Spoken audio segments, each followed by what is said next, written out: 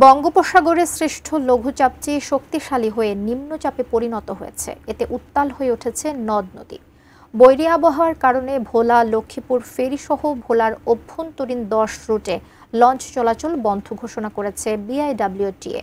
ভোলার ইলিশা ফেরিঘাট থেকে বিস্তারিত জানিয়েছেন মোহাম্মদ মঞ্জুর আলম। বৈরী আবহাওয়ার কারণে ভোলার সাথে অভ্যন্তরীণ রুটে লঞ্চ চলাচল বন্ধ রয়েছে। তো আমরা এই মুহূর্তে রয়েছি ভোলার ইলিশা লঞ্চঘাট এলাকায়।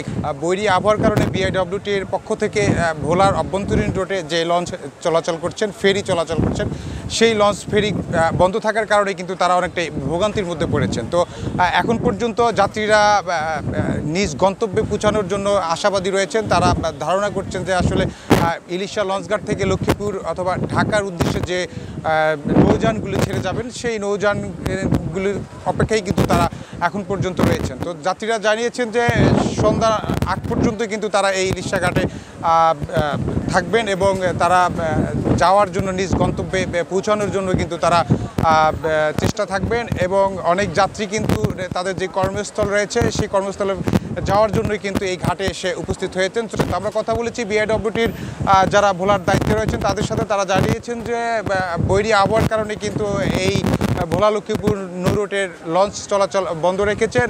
যদি আবহাওয়ার পরিস্থিতি স্বাভাবিক হয় তাহলে হয়তো তারা আবার পুনরায় লঞ্চ চলাচল স্বাভাবিক রাখবেন। সব মিলিয়ে এই ছিল ভোলা থেকে বৈরী আবহাওয়া নিয়ে সর্বশেষ তথ্য।